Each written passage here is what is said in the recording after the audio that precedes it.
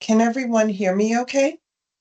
Wonderful. Yes. Well, we gave a couple minutes for everybody to come in, and so we're ready to get started. So, thank you so much for joining us today as we talk about electrifying charter schools with grant programs. And so, we have some really great guests today, Megan Lackey from MEA and Allison Shea from 10. And they're going to be talking to us today about not only grant funding that's available for charter schools in the state of Maryland, but also ways to alternatively fund projects. So thanks again for joining us today. So we have an agenda. We're going to be starting with Megan from MEA and then Allison, and then we'll leave some time for questions and answers at the end. So just by introduction, I'm Brooke Smallwood. I am the founder and CEO of Oasis Energy Partners. We are a technical advisory company that specializes in data-driven insights, strategic marketing, and community engagement. We really innovate tools and innovate energy in new ways. And some of the ways we do that is through AI-based energy tools. We're also looking at V2G, which is a way that we can have EV charging feedback to the grid, which is truly an exciting technology. And we're working on things like resiliency hubs. When we're working with schools like charter schools, we can help with technical advisement and project development. We do have some folks from our team here today. I just want to give a quick shout out to the team members who are here today. Or Jessica is our strategy and comms person. Nudge does operations for our company, and Ekta is our product manager. So thanks again for the Oasis team joining, and let's get right into our agenda today. And so I'm going to be turning it over to Megan Lackey.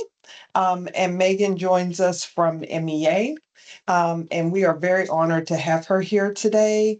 And so Megan is actually, she runs the Electrifying Community programs, and she's worked in the energy industry for the past 10 years. She's supported commercial and industrial, federal, and state programs focused on energy efficiency and building decarbonization. She currently works as the Electrifying Community Buildings Program Manager at MEA, and she leads efforts to modernize electrifications across the state. So I'll turn it over to Megan.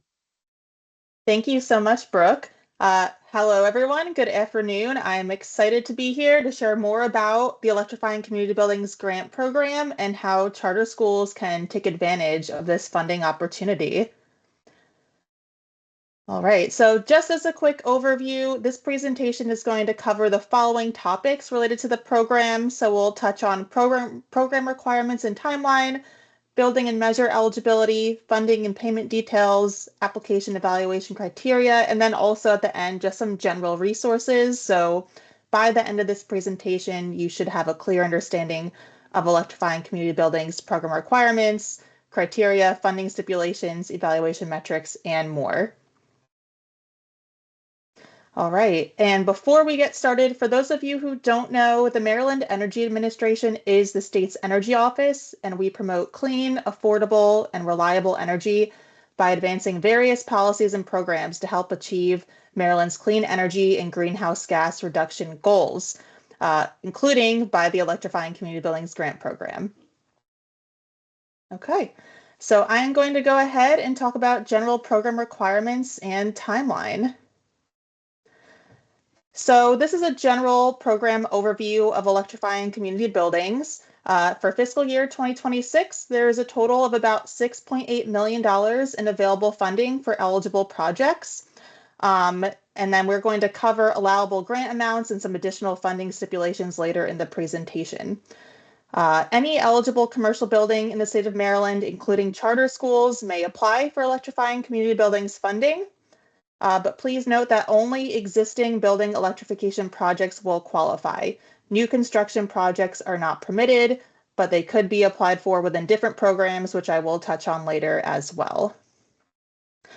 So if you are interested in participating in the program, you can feel free to visit the website. There's a job form application link that is included here and also on the website if you want to apply. And then just keep in mind the deadline is December 31st, 2025. Okay, so it is important to understand the broader MEA grant funding timeline before submitting your application, but please note that many of these timelines are estimates and they're only intended to provide a high-level sense of the grant process and what you could expect. So first, the Electrifying Community Buildings Funding Opportunity Announcement, also known as a FOA, was released on August 11th of this year. So the release of the FOA typically signifies the launch of a grant program and means that applicants may start applying for funding. The FOA is super important. Anyone who's interested in applying to my program or any others within the MEA, I highly encourage you to carefully review this document.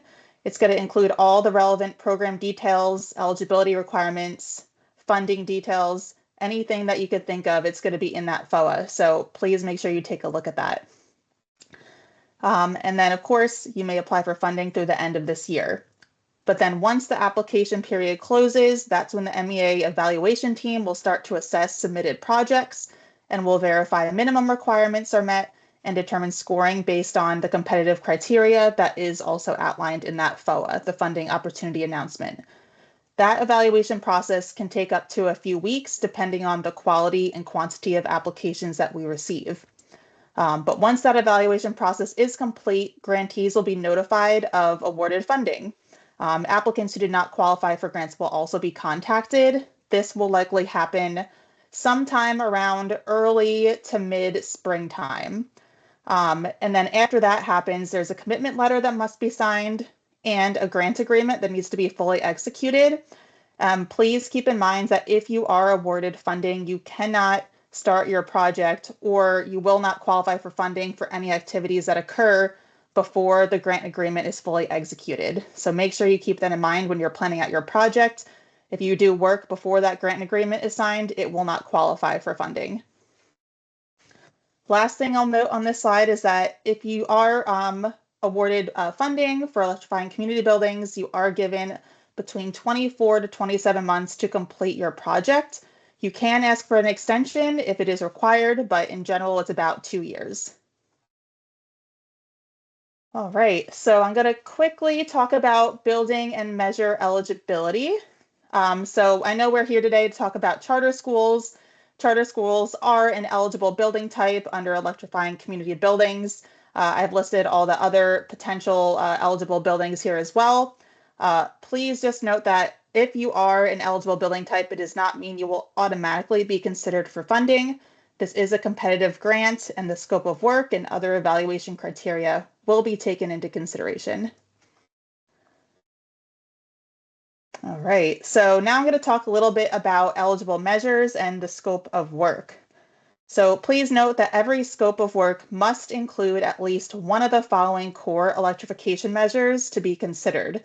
And by that, I mean the items that are listed here. So essentially, electrifying community buildings is intended for the replacement of existing fossil fuel powered equipment with efficient electric alternatives, namely heat pumps. So it could be a heat pump for space heating and cooling, heat pump water heater, heat pump dryer, etc. But these are the main measures that you need to be looking at if you want to participate in the program.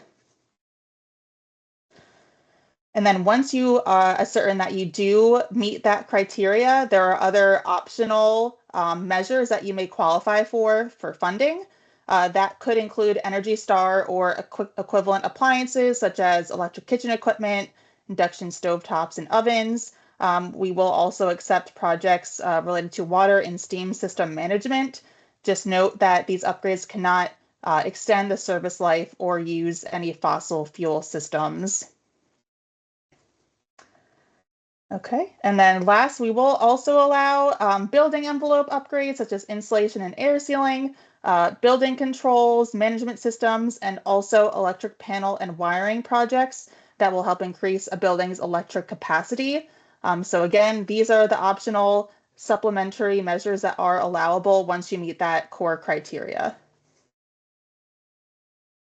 So if you're unsure whether your project scope of work may qualify, you can ask yourself this question. Does the project include the replacement of existing fossil fuel powered equipment with an efficient electric alternative? If you can say yes to that, you most likely qualify in terms of the general scope of work. Okay, I know I mentioned this earlier. There are a couple project types that are ineligible under electrifying community buildings. However, there are other programs you can go to which may be a better fit. So if you have a new construction project, I'd recommend you go to the MEA's Commercial and Industrial Grant Program, which allows new construction. If you're doing an electric to electric upgrade, that could also potentially go through commercial and industrial. And then for any solar projects, please look into MEA's Commercial Solar Grant Program. All right, funding and payment details. Let's get into this slide here. So the minimum grant amount for the program is $25,000 and the maximum per application is 1.5 million. Grantees may only submit one application, but it can include multiple projects or scopes of work within that single application. So for example, a campus with multiple buildings on its grounds may submit one application for projects at 2 or more of these buildings. And there is a cap, so grant funding will cover up to 50% of total project costs after utility incentives are applied. So we do encourage applicants to explore and power Maryland utility incentives whenever possible, and these should be included in the cost breakdown that are required in your application. Importantly, I do also want to note that we will not cover any administrative costs, so anything that's not directly related to the construction of your project, building, equipment, materials, things of that nature, we will not be covering. But I do want to say as a side note, and I'll mention this later, that we will allow any engineering or design services to be considered part of your project.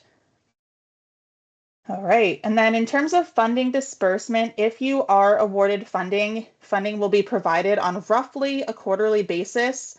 It's going to be dependent upon the provision of detailed invoices and project updates that will be required during the grant performance period. So more on that in the FOA if you are interested. However, if you are looking to hopefully get things moving sooner rather than later, if you are awarded a grant, you are allowed to go ahead and use purchase orders or POs during that initial stage after you've been awarded funding if you need to really get things moving earlier. All right. So how can funding be used? I briefly noted this already, but funding can be used for physical construction activities, the purchase of materials or equipment, project engineering and design services, or additional capacity. Funding cannot be used for existing projects or activities, previously implemented upgrades, activities already completed, or costs incurred prior to the MEA grant agreement execution. All right, so let's talk about our evaluation criteria. There is both minimum application requirements and competitive application requirements. So I'm going to start off with the minimum. So we do have the grantee submission. The application must be submitted by the applicant and signed by an officer with sufficient authority, someone like a chair of the board, president, chief financial officer, general manager, so on and so forth. Third parties may not apply on behalf of the grantee. The applicant must also provide an IRS Form W-9 and provide proof of good standing with the state of Maryland. And I have a link here that goes to the Maryland Department of Assessments and Taxation where you can find that application to provide that proof. And then last here, you must have a dedicated staff person listed on your application who will be responsible for overseeing the continuation of any other building electrification efforts as outlined in the FOA. All right, a couple more things. We have budget. Each application must include a simple budget outlining how requested funds will be used. There's also a link to the MEA's project budget template. If you wish to use that, you may. We also have project proposal, must include your building name, address, gross square footage, scope of work, and a description of the community which you are serving. There's also project energy impact. You must include calculations demonstrating the amount of energy the project is expected to save annually, We also have a calculator available on our website and also linked here for those of you who wish to use our calculator template. And this year, we all are also asking that applicants submit detailed spec sheets or cut sheets for applicable proposed equipment being installed at the project site. All right, so getting into our competitive application requirements, please just note some evaluation criteria is weighed more heavily than others, with certain criteria valued at up to 50 points, while others may be worth 10 points. The maximum amount an application can score is 100 points total. So first up here, we have project greenhouse gas reduction investment. This is our highest rated competitive category with a 50-point value. Each project will be evaluated based on the MEA dollar award amount per metric ton of carbon dioxide reduction equivalent. That is a mouthful, but that is what we are looking for. Again, this is all in the FOA. And this metric, again, can be captured using the MEA's energy impact calculator if you wish to use that resource. We are also looking at our equity focus category. This is our second highest rated competitive category with a 20-point value. So prioritization will be given to projects located in and benefiting overburdened communities as defined in Maryland statute. So applicants can use the Maryland EnviroScreen tool to identify these overburdened census tracts to see if your building is located in one. And the link is there and also on the Electrifying Community Buildings website. Then last on this page, we have community benefit justification. The application must provide a description of the community served and justification for how the building benefits the broader community. We really want to see you tell that story. All right, last slide on competitive requirements. We also have here efficient electrification funds justification. The application must justify how funds will be used to advance or expand efficient electrification activities, prioritizing upgrades to building components and systems. And then last here, we have our building energy performance benchmarking criteria. So for any BEPS covered buildings, which is generally commercial buildings, greater than or equal to 35,000 square feet. Those buildings will be evaluated based on whether they've submitted benchmarking through the Energy Star portfolio manager to the Maryland Department of the Environment. So if you're unsure if you're a BEPS covered building, please go ahead, visit the Maryland Department of Environment's BEPS webpage. You can confirm there. You can provide a screenshot from the Energy Star portfolio manager showing that benchmarking has been submitted as an acceptable form of proof.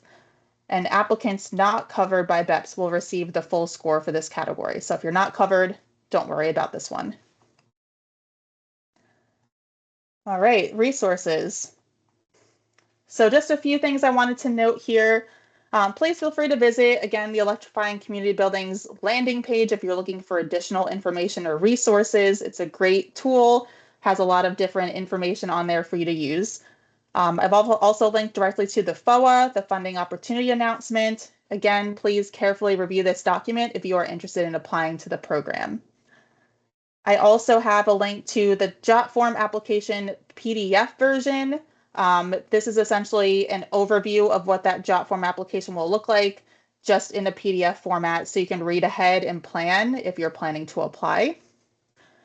And then I will also note that for anyone who has questions about the application process following this webinar, please feel free to register for a virtual Q&A session that I'm holding on December 9th.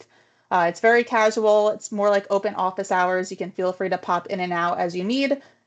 Just ask any questions. I'm here to help. All right, and I do also want to note that if you are looking for more resources about building decarbonization or electrification, we have what's called the Maryland Clean Buildings Hub. It is an initiative of the Maryland Energy Administration, and it provides financial, educational, and technical assistance to building owners in the state of Maryland. So please check it out. We have our website links there, as well as the Hub YouTube channel and the monthly newsletter. Thank you so much, Megan. I know that's a lot of information, but you go through it very thoroughly. So thank you so much for that. And we will include copies of this presentation, not only on, oh, there's a question. Sure, go right ahead, Marvin. Good afternoon, everybody. Can everyone hear me Afternoon. clearly? Yes, we can. All right, great. So I work with ICF and represent the BG energy efficiency programs, and I particularly work with all the school systems, independent, privates, so on in the BGE territory. Now, I think my main question is, I'm familiar with the grant, and I work in like currently right now, I'm working with two independent schools, right, that are looking to do some major upgrades, electrification included. And I just want to be clear, like when we talk about charter schools versus, private or independent schools, uh, are they all included or not? That's a great question. So my answer is as long as it's considered a non-public school, it is eligible. So Okay. that's where I'm drawing the line. So if it's not considered a public school, it will qualify under electrifying community buildings as long as it meets all the other criteria. Okay. And when you say non-public, meaning they're not like associated with the public school system. Correct. All right. Okay. Okay. All right. I think that's something that I needed to clear up because one school I'm working with in particular, they were interested in the grant, and we were looking through, and based on our own determination, we're like, maybe you won't qualify. So I think that'll actually be good news to share with them that they can go ahead with applying and hopefully get granted some funds. This will be good. Thank you very much. Yeah, No definitely. Yeah, problem. it's Megan hosted office hours this week about this program, and that was one of the questions that came up as well, is what constitutes a school that would be eligible for this. So yeah, that's a great question. Yeah, and it sounds like your independent school can benefit from this. So that's really exciting. So Yeah, it is. glad Thank that you. glad you could join. Yeah, so now let me get into introducing Allison. Allison has over 30 years of industry specific experience. She is currently the Senior Vice President of Business Development for the Efficiency Network 10, and she works with facilities to identify energy needs, implementation, and financing methodologies. So let me turn it over to Allison. Thank you, Brooke.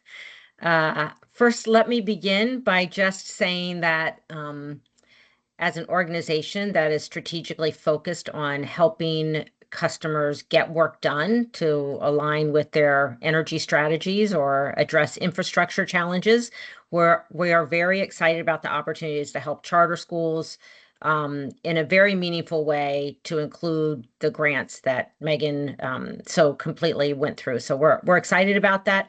I appreciate today the opportunity to introduce the Efficiency Network, or we are generally called 10, and to introduce how our most common project delivery model, something called performance contracting, can help Maryland charter schools actually procure and get the work done that is being funded by the grants. So, you can apply for grants, you get these incentives to do work in your buildings. We're trying to work to provide you a pathway to actually getting the work done. We have a very robust record of modernizing facilities and improving energy efficiency and leveraging grants and incentives like the type that Megan went through in a way that doesn't require any upfront capital for schools. So that is very exciting. I'm happy to be talking about it today. A little bit about 10 for those of you, we can go back to for those of you who are not familiar with the company, we are an energy services company. And what that means is our core business is really revolves around designing, delivering, and financing energy efficient building upgrades. Almost the entirety of the business is focused on serving the needs of public or not-for-profit business entities, and we have a really strong resume specifically with schools, charter and public schools. Our approach is really to combine engineering expertise with really good construction management practices and creative financing in order to deliver design build projects that have a guaranteed performance element. And that guarantee is really around measured savings. And so generally those services would include things like us delivering building and system modernizations, us helping schools address deferred maintenance, delivering electrification projects, developing, designing, and delivering distributed energy resources, things like solar, battery, storage, et cetera. And then also helping with grants, rebates, tax credits, et cetera, et cetera. So that's a little bit about 10. If you want to go to the next slide, we can talk about performance contracting in particular. As I mentioned earlier, it really is probably the most common contracting path that we use for our customers. And its formal name is Energy Savings Performance Contracting, or ESPC. You'll generally hear it referred to in both ways, or EPC, Energy Performance Contracting. And in all cases, it really can be defined as a budget neutral procurement path that funds building improvements through future energy savings. And it includes a wraparound guarantee that the savings will be sufficient to cover the cost of the improvements in order to remove any financial risk to the customer. So how that looks is a school would partner with an energy services company like 10. And then we would conduct what we call an investment grade audit, where we go through the schools and we put together a list of opportunities for energy efficiency, electrification, all of the things that would align with the grants that Megan talked about. And then we would combine each of those opportunities with a budget cost associated with them and a guaranteed energy savings amount. That would allow the school to be informed with information and make some decisions on which work aligns with their strategies and financial needs, and to then decide on a project bundle that makes sense to them. And the improvements that they do decide to move forward with are financed and repaid from guaranteed energy savings, not from new allocations for a public school, new taxes, or upfront costs, upfront capital requirements. If there is a savings shortfall, the ESCO covers the difference. So it's very risk-free for schools. And what's important here is that the MEA grants themselves can be used by the schools to offset the cost of the upgrades. So that would lower the financed amount and contribute to the reductions in the overall operating budget over the life of the financed project. So it's a very exciting and can be a really useful tool for getting work done in combination with grants and other incentives. And we're finding it to be very widely accepted by multiple public entities and non-public, not-for-profit entities. If you want to go to the next slide, I can talk a little more about just the types of work that align with both performance contracting and also the MEA grants, most of which are the ones that Megan talked about today, but also the aligns with some of the other grants that she mentioned in the slides at the end of her presentation. So generally, we see the work under these projects to be things like LED lighting retrofits, HVAC modernization, heat pumps, et cetera, building automation systems and control systems, and then renewable energy integration or electrification, solar, battery storage, et cetera. And often the projects will also include a component of something, if they may include water savings opportunities or operational savings that will help increase the savings so that the schools can do more work now rather than waiting until capital funds become available. You can go to the next. Okay, so the benefits of energy savings performance contracting is that the biggest benefit is you can do immediate facility improvements without upfront costs. So you don't have to wait until you have capital funds to do projects. That's the biggest benefit associated with it. It also is a way to very quickly now, rather than waiting until you have money available, of improving the learning environment and reducing maintenance costs, because you're making improvements to the environment and also to the infrastructure equipment. And in general, it supports sustainability and compliance with Maryland's climate goals. The benefits of performance contracting combined with grants is that Performance contracting can provide a financing mechanism that complements the grant funding, allowing schools to stretch the grant dollars even further than what they otherwise would be able to do. And the way we do that is the projects can be structured so that the grants fund a portion of the cost, while the energy savings can then fund the additional amount of the cost. So we can go to the last slide, I think, if there is one. I would say, just to summarize my piece, if a school is considering MEA grants or needs facility upgrades, we can help. We can help, already as early as the process starts. Now, we can conduct facility assessments to help identify eligible improvements and be able to put some of those numbers associated with those improvements in the form of energy savings and all in place, so that you have a strong application from a competitive standpoint. And we can help you with, cost savings, project details in the application process, and then help in the design and implementation of the projects that would comply and qualify for the MEA funding, help get those projects over the finish line for you. Thank you so much, Allison. Appreciate that. That was very informative. And actually, I know we're at time for questions, and we did have some questions submitted ahead of time. And Allison, you answered two of the questions that were submitted. So one of the questions was about the different types of measures that could be included in performance contracting. And so you already answered that. And there was, well, this one, actually, maybe you didn't answer this one, so I will ask it. How long is a typical performance contract? So it really depends on the scope, but generally it's somewhere in the neighborhood of 15 to 20 years. We generally try to structure the term so that it doesn't exceed the life cycle of the equipment that's involved, for, the upgrades. So if you have upgrades that only have a life of 15 years, you're probably going to want to finance for a period less than, 15 years or less, as an example. Gotcha. So it's based on the equipment that gets installed and the life of that equipment. Yes. Great, great. And also, my understanding with performance contracting as well is that 10 would do the operations and maintenance on that equipment as well during that time. Yes, we can, and in some of the more structured public vehicles around where required.